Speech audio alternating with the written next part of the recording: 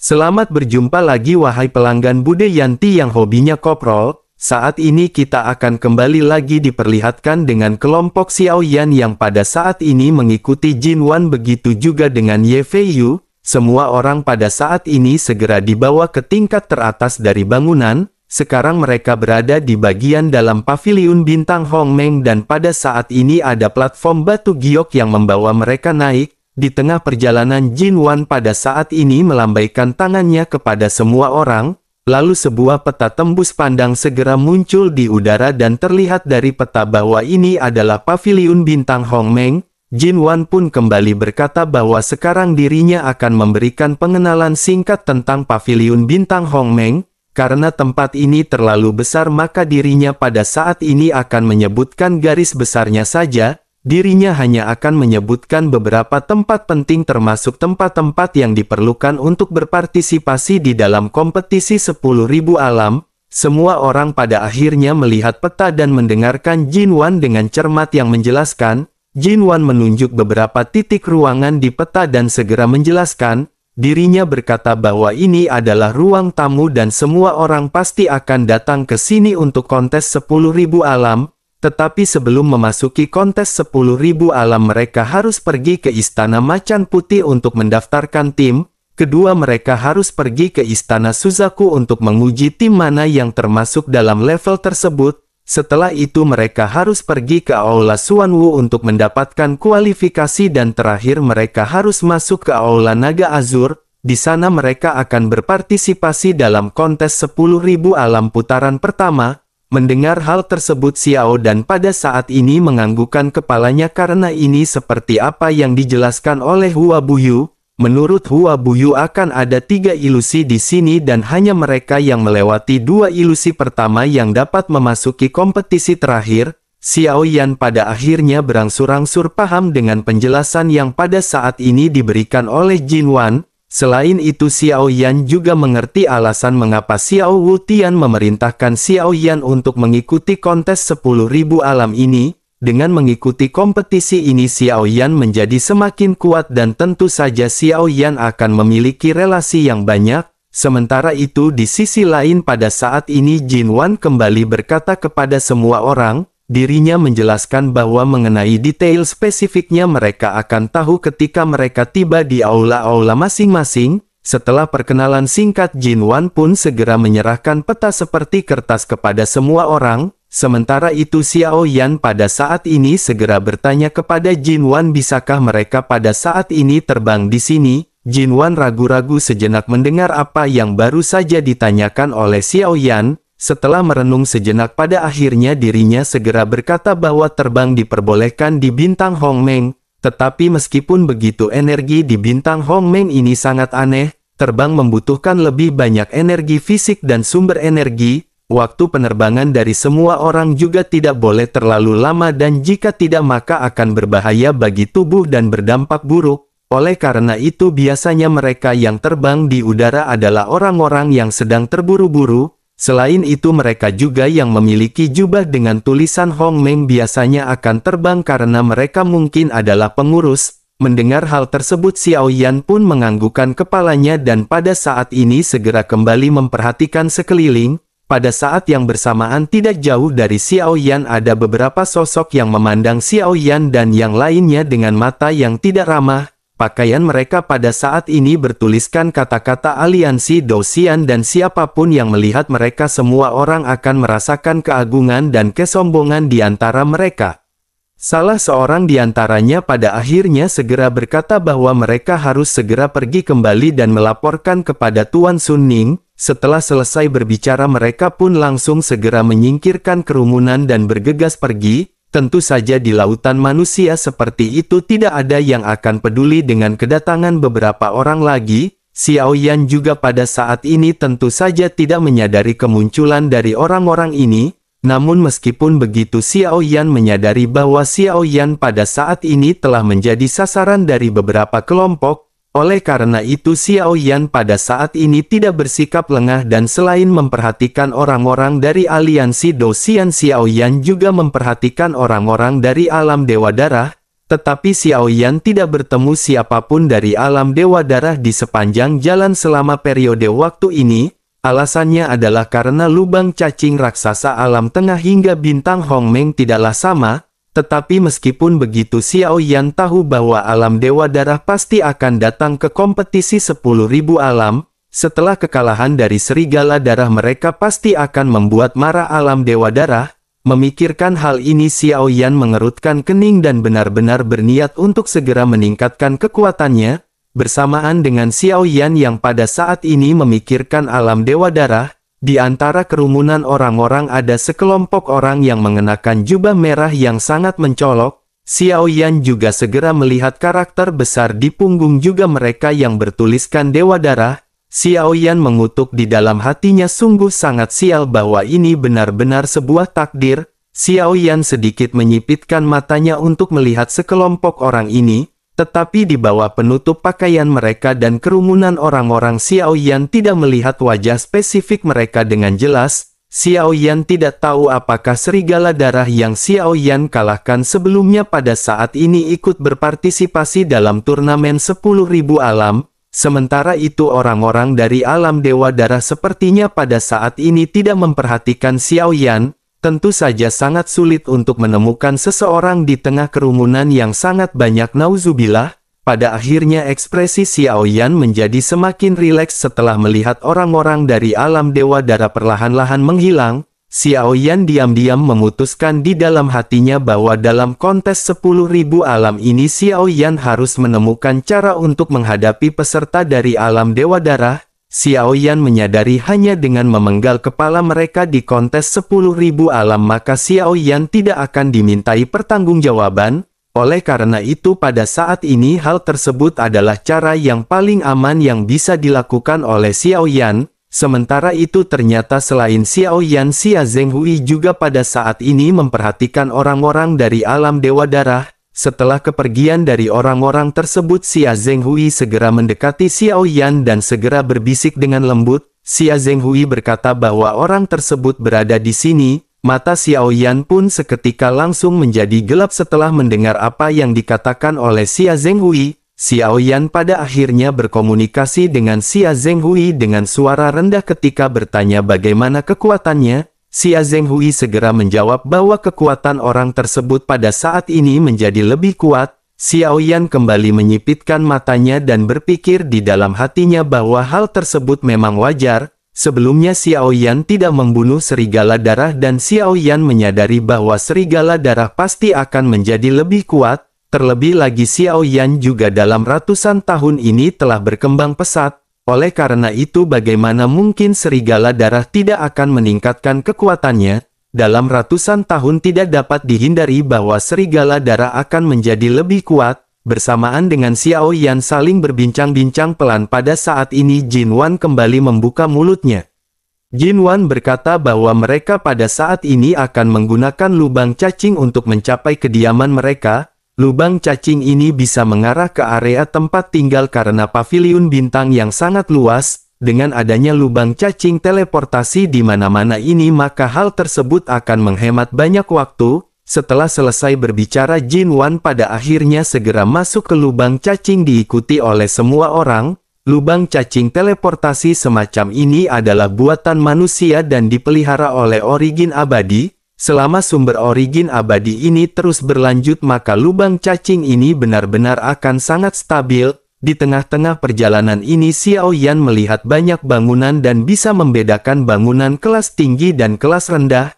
Namun apa yang membuat Xiao Yan merasa heran adalah bahwa bangunan-bangunan ini terlihat kosong. Bersamaan dengan pemikiran Xiao Yan ini semua orang pada akhirnya segera sampai di kediaman mereka. Semua orang juga memikirkan apa yang dipikirkan oleh Xiao Yan dan pada saat ini keanehan melonjak di hati mereka. Mereka bertanya-tanya mengapa di buku catatan Jin Wan tertulis bahwa kediaman yang ada di sini benar-benar penuh. Ding Yue pada akhirnya hendak menanyai Jin Wan tetapi segera dihentikan oleh Xiao Yan. Xiao Yan menggelengkan kepada Ding Yue dan menyuruhnya untuk tidak bertanya. Xiao Yan saat ini tidak menganggap serius permasalahan ini karena Xiao Yan yakin 100% ada yang menghalangi mereka. Kemungkinan besar orang yang menyebabkan hal ini bisa terjadi adalah aliansi Dosian. Pada akhirnya kelompok Xiaoyan pun segera sampai di depan sebuah loteng dengan nomor yang bertuliskan 3280.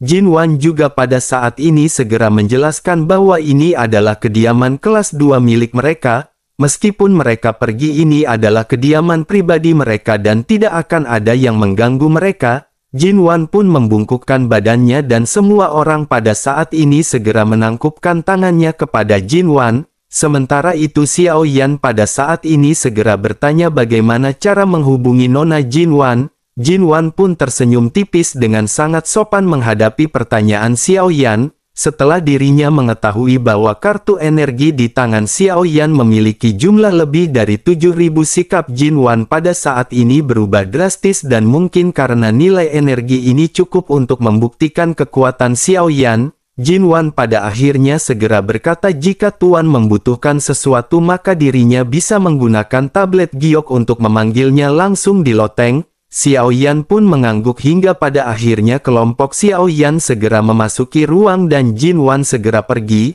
Ye Feiyu juga pada saat ini memasuki loteng dan menghirup udara dalam-dalam beberapa kali. Dirinya mengangguk puas dan bergumam meskipun ini tidak sebagus dengan tempat tinggal kelas 1.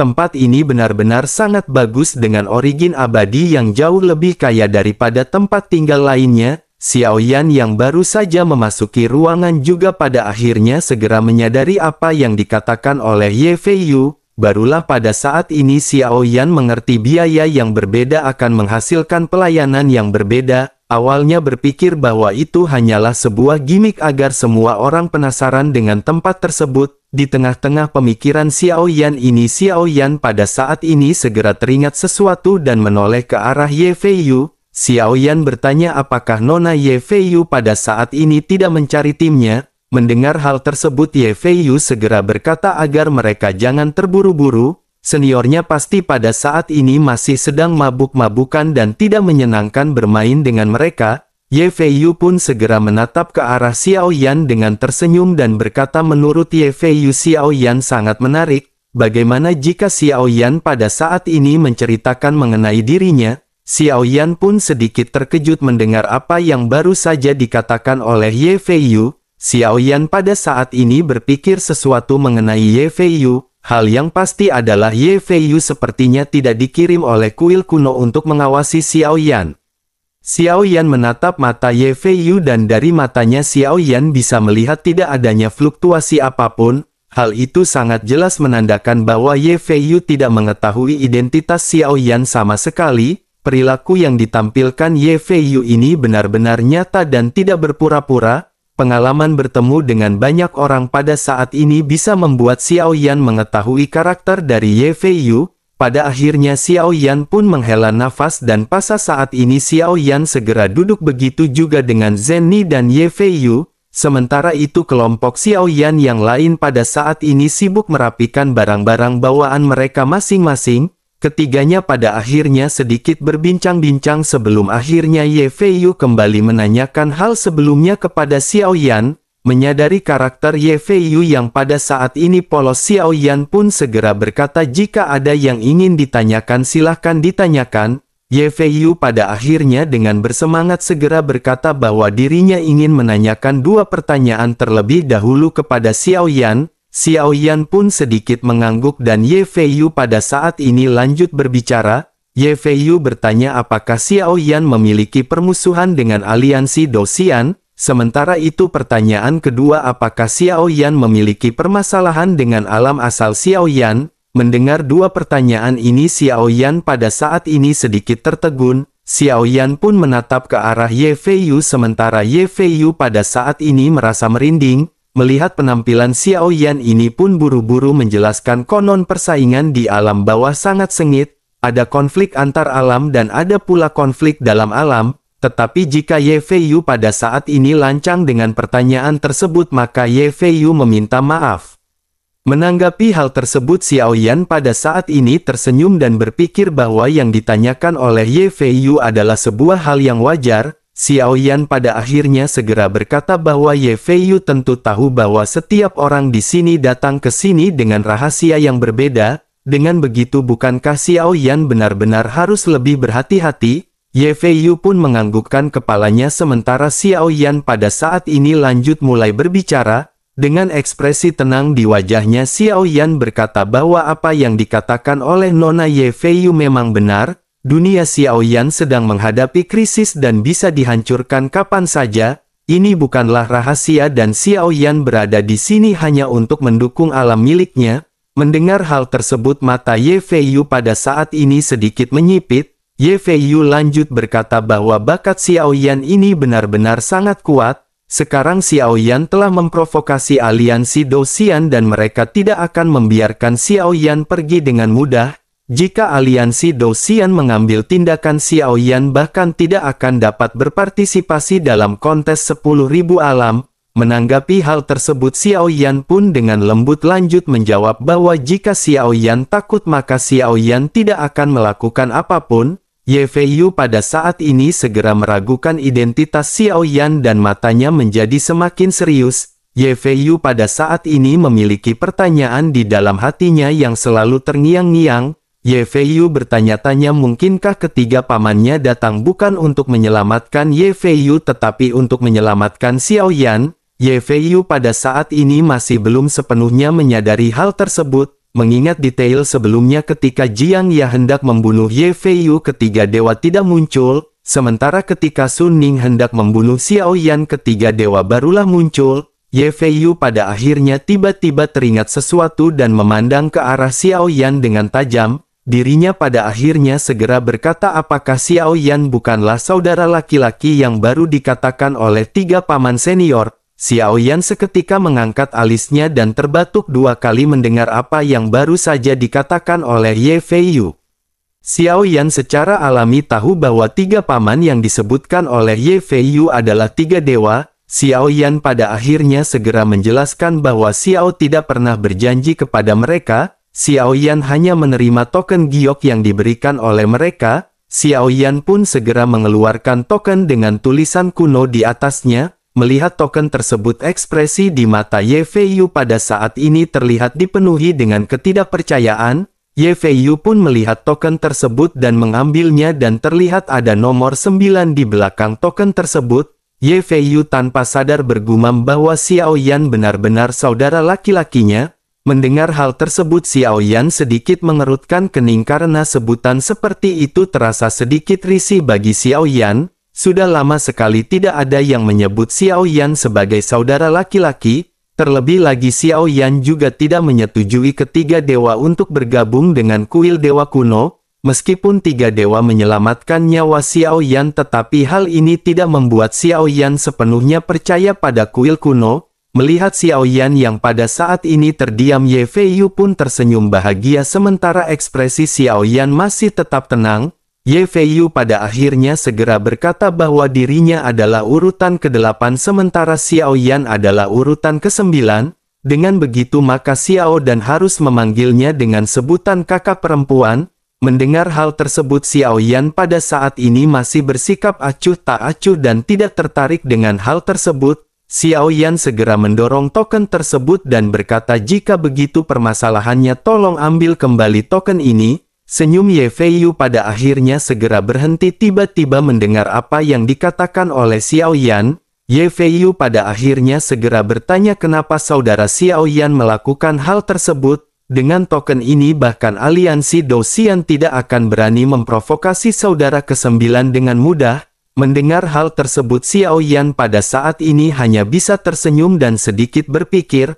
Pada akhirnya Xiao Yan pun segera berkata kepada Ye Feiyu bahwa Xiao Yan tidak mampu mengambil identitas tersebut. Mendengar hal tersebut pada saat ini Ye Feiyu sedikit mengerutkan keningnya dan kembali bertanya kepada Xiao Yan. Ye Feiyu bertanya apakah saudara ke-9 berpikir mereka memiliki rencana untuk melawan Xiao Yan. Mendengar hal tersebut Xiao Yan pada saat ini tidak menjawab karena Xiao Yan benar-benar tidak yakin apa tujuan dari kuil kuno. Kuil kuno ini benar-benar tiba-tiba muncul dan menyelamatkan Xiao Yan. Terlebih lagi apa yang dikatakan oleh tiga dewa mengenai hubungan ratu dan Xiao Yan benar-benar membuat Xiao Yan bingung. Sementara itu Ye Feiyu pada saat ini merenung sejenak sebelum akhirnya memandang Xiao Yan. Ye Feiyu pada akhirnya segera berkata apakah Xiao Yan dan permaisuri. Begitu Ye Feiyu berbicara pada tahap ini tiba-tiba cahaya putih pada saat ini melonjak dan sosok Ye Feiyu menghilang di hadapan Xiao Yan. Baik Xiao Yan dan Zenni serta yang lain pada saat ini benar-benar shock. Zenni segera bertanya apa yang terjadi dan bagaimana dengan gadis tersebut. Xiao Yan juga pada saat ini sedikit terkejut tetapi Xiao Yan tidak terlalu khawatir. Xiao Yan yang segera mengingat kata-kata Ye Feiyu yang terakhir mengenai permaisuri dan Xiao Yan. Pada saat ini keingintahuan Xiao Yan tentang permaisuri ini benar-benar menjadi semakin serius. Apa hubungannya permaisuri yang tiba-tiba muncul entah dari mana dengan Xiao Yan? Ye Feiyu baru saja hendak memberikan beberapa petunjuk kepada Xiao Yan tetapi sebelum dirinya menjelaskannya dirinya benar-benar dibawa secara paksa dan menghilang begitu saja. Tentu saja Xiao Yan pada saat ini menyadari bahwa sosok yang melakukan hal tersebut adalah tiga dewa. Xiao Yan yang berpikir seolah-olah pada saat ini hubungan antara Ratu dan Xiao Yan benar-benar tidak boleh diketahui oleh Xiao Yan.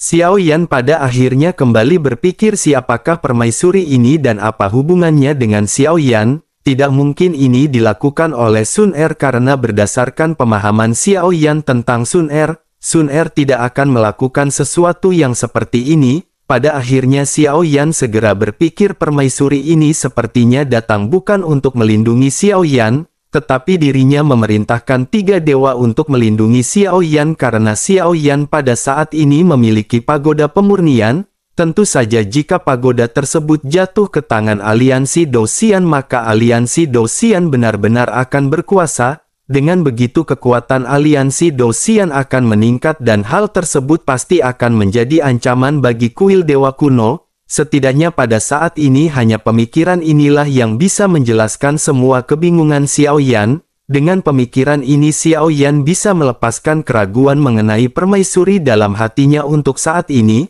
Xiao Yan pada akhirnya memandang token yang belum sempat diambil oleh Ye Feiyu dan bergumam bahwa Xiao Yan belum pernah mempelajari token ini sebelumnya.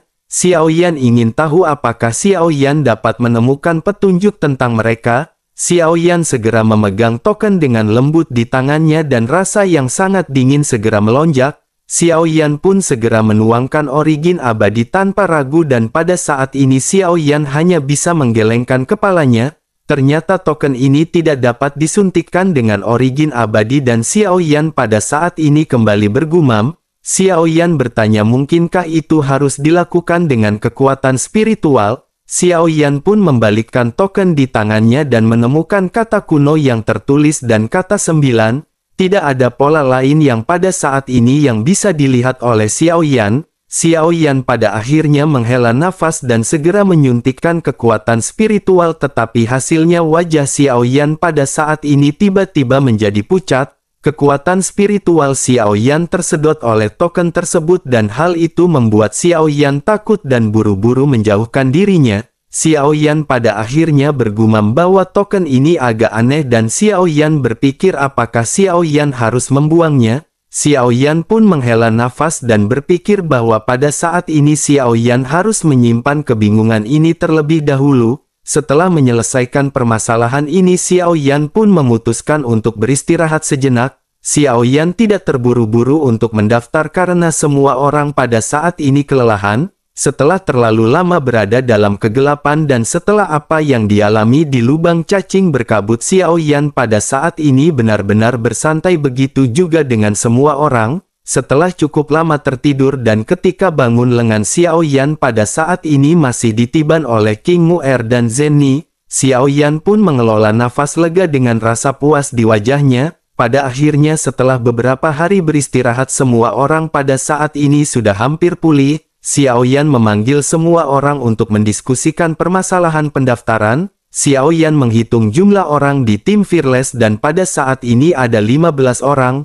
Lin Dong pernah memberitahu Xiao Yan bahwa jumlah dari satu tim tidak boleh melebihi 20 orang. Oleh karena itu jumlah di tim Xiao Yan pada saat ini sudah cukup. Tetapi Xiao Yan pada saat ini memiliki kekhawatiran. Jing Wuchen, Zenni, Lang Tian dan Qian Ning merupakan Dou di bintang 8. Pertempuran berikutnya jelas bukan sesuatu yang bisa mereka tangani dengan kekuatan ini. Xiao Yan juga tidak bisa melindungi mereka di dalam pertempuran dan Xiao Yan harus memecahkan permasalahan ini. Pada akhirnya setelah merenung sejenak Xiao Yan berkata meskipun mereka semua telah mencapai Dou di bintang 8, tetapi pertempuran ini masih agak sulit dan mereka benar-benar belum bisa bergabung secara paksa dalam pertempuran semacam ini. Oleh karena itu demi keselamatan masing-masing Xiao Yan menyarankan agar mereka tetap di sini.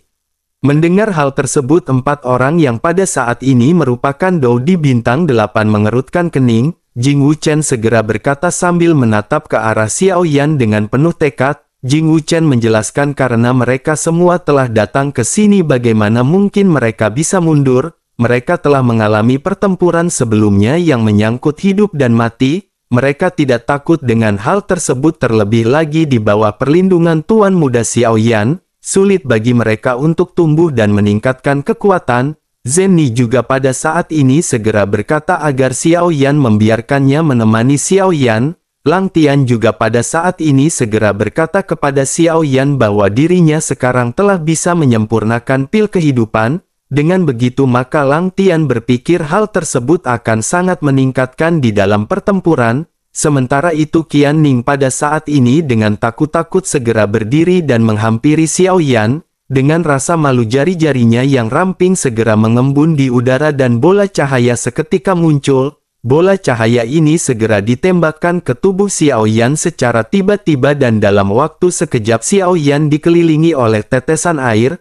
Tetesan ini membentuk perisai energi yang mirip dengan perlindungan. Mata Xiao Yan sedikit menyipit dan Xiao Yan bisa merasakan bahwa tetesan air di sekitarnya benar-benar pertahanan yang sangat kuat mengangkat. Xiao Yan perlahan mengangkat kepalanya dan menatap ke arah mereka berempat. Pada akhirnya Xiao Yan tersenyum dan menghela nafas lega sebelum akhirnya berkata bahwa Xiao Yan pada saat ini meminta maaf kepada mereka. Xiao Yan benar-benar lupa bahwa mereka semua telah bekerja keras. Sekarang Xiao Yan menyadari tanpa haknya mereka semua memiliki kekuatan untuk berpartisipasi dalam kompetisi ini.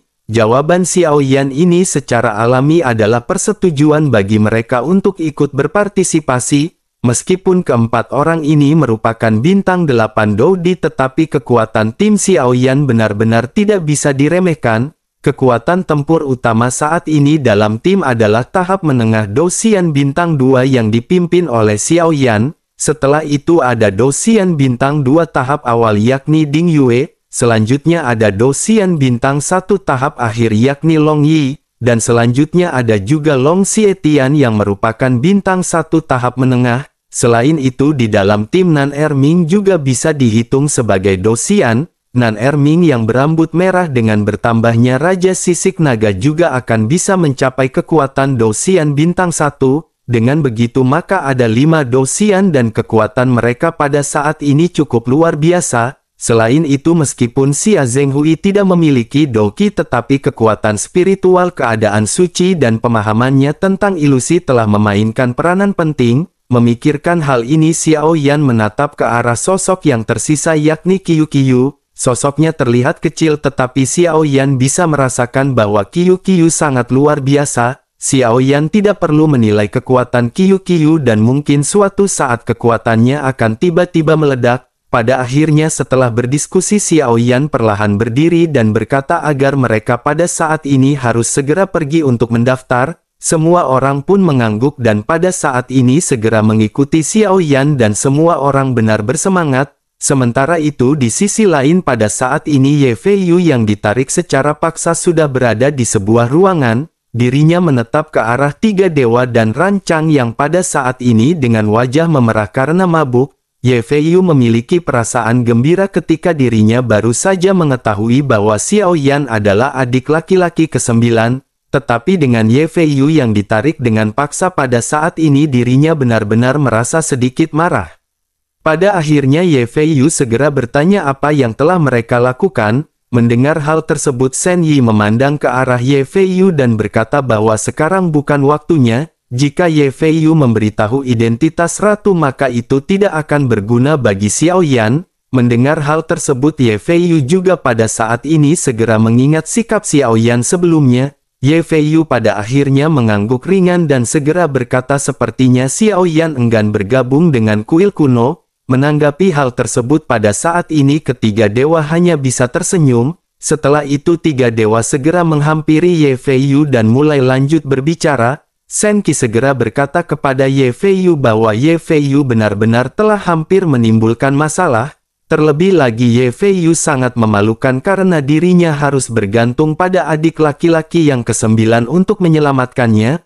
Menanggapi hal tersebut Ye Feiyu pun segera berkata dengan marah bahwa Jiang Ya adalah monster. Dirinya telah mencapai Douxian bintang 5 di usia muda dan dirinya bahkan khawatir senior rancang bukanlah lawannya. Setelah selesai berbicara pada saat ini Ye Feiyu segera bergegas keluar dan meninggalkan mereka. Melihat hal ini rancang pun segera bertanya mau kemanakah Ye Feiyu. Tanpa menoleh segera berkata bahwa dirinya pada saat ini ingin mendaftar. Rancang akan segera berteriak agar adik perempuan pada saat ini menunggunya karena dirinya ingin ikut bersama dengan adik perempuan. Pada akhirnya setelah berbicara Rancang pun segera berlari dengan tubuh yang pada saat ini gontai. Sementara itu pada saat ini bintang Hongmeng benar-benar dipenuhi dengan orang-orang yang sepertinya tidak ada waktu untuk sepi dan tenang. Kelompok Xiao Yan pada saat ini berjalan di antara kerumunan dan melihat orang yang sangat banyak. Kelompok Xiao Yan pada saat ini berkata bahwa benar-benar ada banyak orang yang mengikuti kontes 10.000 alam. Begitu sampai di tempat antrian pada saat Xiao Zhan menemukan ada dua lorong di antara mereka. Satu lorong dipenuhi dengan antrian banyak orang sementara antrian lain pada saat ini terlihat kosong. Hanya ada sedikit orang yang mengantri dan Xiao Zhan pada saat ini segera memberitahu Xiao Yan. Xiao Yan pada akhirnya segera menoleh dan memang menemukan apa yang disebutkan oleh Xiao Zhan. Namun pada saat ini Xiao Yan melihat sekelompok orang berjalan perlahan di kejauhan. Pakaian kelompok orang ini langsung menarik perhatian Xiao Yan karena kelompok orang ini adalah alam dewa darah. Orang-orang ini mengenakan jubah merah dan mereka semua tampak sangat menarik perhatian di tengah kerumunan besar. Melihat hal ini Xiao Yan pada saat ini kembali menyipitkan matanya dan memperhatikan kelompok alam dewa darah yang sedang kayang.